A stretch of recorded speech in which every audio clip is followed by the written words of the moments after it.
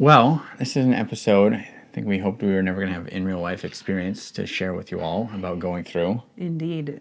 We shared a couple weeks ago that we were pregnant, having baby number 4, and found out this past week we had a miscarriage, and it sucks. Yeah. So if you find yourself in similar shoes, sorry that you're going through that. Yeah, and so, it was a Wednesday morning, and Sarah, I'm just going to share a story a little bit here, but, you know, sitting at work, working through grief and thinking like, gosh, like we just shared that we were having a baby and now the pregnancy is not going to happen. And so said, well, hey, like, let's go maybe make this better for someone else who's going through it. So, and I think like just to start out today too, even just the like, Sarah's got this line, she said, anytime there's a positive pregnancy test, you start planning a life. And, I think early pregnancy loss is this weird hard, because you've told some people that a baby's on the way, you've not told a lot of people. There's definitely a lot of grieving and silence, but also this like, oh, how am I supposed to feel about this early loss? Like we'd started to like talk about names. We're shopping for a bigger van. Like where are we gonna fit all these kids? Where are they gonna sleep? Yep. So it's been hard. Yeah. A lot of tears, a lot of sad. And it's just like a weird grief. Yeah. I don't know if you want to talk about So things finding out. Yeah, things were going well. I had scanned myself and saw all the good things we wanted to, a little gestational sac, a yolk sac. It was the diamond ring sign where you start to see that crown rump length or the little embryo at about 5.5 weeks, and said, oh, okay, things look good. Dating all matches up. This is great. And then went back a couple weeks later, a little over 7 weeks to make sure, hey, things still look good, make sure there's a heartbeat, all those things. And as I was scanning myself, I said, ugh, this is measuring a little small. Ugh, I don't see a flicker, and I should see a flicker. Flicker being the heartbeat. Yep. And I kept looking and said, oh, this sucks. And so it was measuring about a week behind, and there was no heartbeat in that little fetal pole. I did not have diagnosing my own miscarriage on my bingo card, but alas, here we are. I scanned myself, had some spotting, whatever, and there's like progress from the last time I scanned myself, which was super early, and I was like, maybe my dating's off. But the crown rump length measures about 6 weeks and 3 days, and I am not seeing that flicker of a heartbeat yet, which technically is, we're not at the diagnostic point yet, and obviously I'm going to give it time. But generally, when you see that CRL, usually you see a flicker. So I have a big subchorionic hematoma, and we will just wait and see to be officially diagnosed. But I have a feeling this is going to end up as what we call a missed miscarriage, meaning little embryo stopped growing, body hasn't caught up on that yet, so pregnancy hormone, everything's still happening, but you haven't started bleeding or having the miscarriage itself yet. So that is my suspicion on where we're at, and it sucks. But it's very common, and we will just see what happens. Of course, went back the next day to have one of our sonographers scan me to confirm this. Scanning yourself transvaginally is not a perfect scan by any means, but only an OBGYN. Right. Yeah. So one of our sonographers kindly, lovingly said, yeah, unfortunately, you're right. There isn't a heartbeat here, and we should see one by now. So then you're in this in between of, hey, my body hasn't figured out that pregnancy has failed, so I'm still pregnant, but there's no heartbeat. What do we do here? And so then, we start talking about there's different options to help this resolve. So option one is... Because most miscarriages happen on their own. Most, yes. But sometimes you end up with the place I found myself with a missed miscarriage or a missed abortion. And your body hasn't figured it out yet. And so, yes, you can watch and wait, and it's called expectant management. And often they will resolve on their own.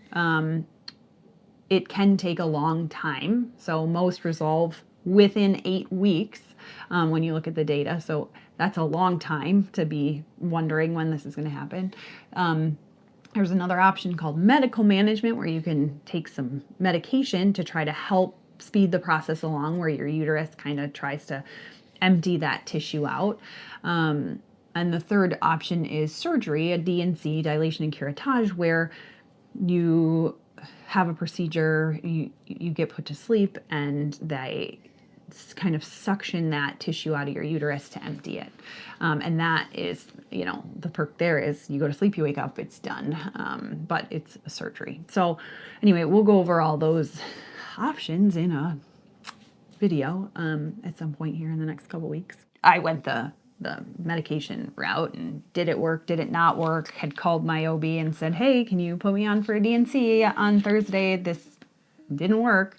So it's just, a lot of suck. It's been a lot of suck. It's really a quite terrible time had by all. Like, you're just in this set that you just want to be done.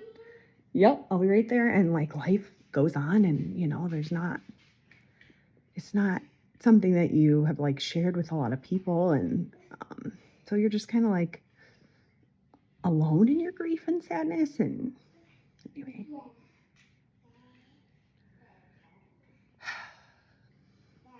if you have found this video because you are going through this yourself, I'm so sorry, and it really sucks.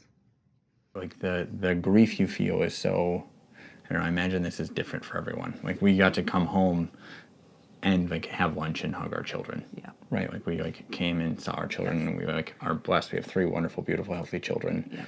Yeah. And so I imagine this is different if you like have recurrent pregnancy loss or don't yet have a child at home already, but it doesn't make it any less sad. I don't think it just makes it different. Yeah. How you work as a couple and dealing through grief, like, it just like the timing was bad. Like, I was on a busy, like, coming on to covering the hospital, and so I was not nearly as present as if like definitely would have been nice to be. Sure. Grieving in silence between each other, like, is this an opportunity to get closer, or does it pull you apart? Right. And like, you have 3 little children you have to exist for. We hadn't told them, and so like a little bit the show must go on. There's this like in between of like, hey, you're pregnant, but you're not anymore, but you're not pregnant. And so it's this kind of like intersection where you exist for a while. And I think that's what's so hard about miscarriage is it's just not like over. It takes time to resolve sometimes. And you just kind of live in this sadness and yuck and wanting to move on, and you can't sometimes because you're like, well, You have to manage it. you have to, the uterus needs to be empty, and it is not. I saw some reel last night that said, don't tell people you are pregnant until 12 weeks. And here's why. And, they said it's because most miscarriages happen in the first trimester. And that, and I was like, or you share with people that you are pregnant who you would want to support you if something like a miscarriage happened. And so I don't love that advice at all. And it's so funny. We, on top of all this, then had a death in my family, and I was at the funeral, and a few cousins, aunts, things like said, hey, we're so sorry for your loss in relating to the miscarriage. And I was like, Dad, apparently told a bunch of the family than I hadn't yet. But it was actually very comforting, to have family who said, hey, we're sorry for your loss. And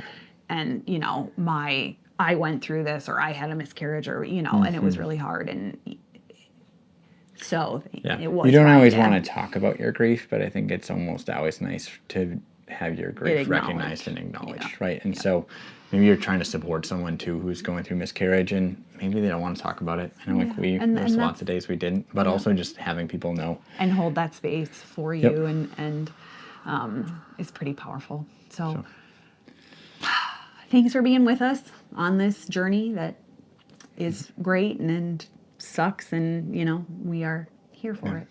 Our hope is that this helps someone who's going through it alone, or has questions, or anything. As Sarah mentioned, coming soon, we've got an episode all about just management and what that looks like. We'll put up a Q&A in the community tab here soon. If you have questions about miscarriage in general, we can certainly talk about that. Again, it's really, really common and not commonly talked about, which is hard. So we like to talk about the hard things. Yep, we're here with you guys. Bye.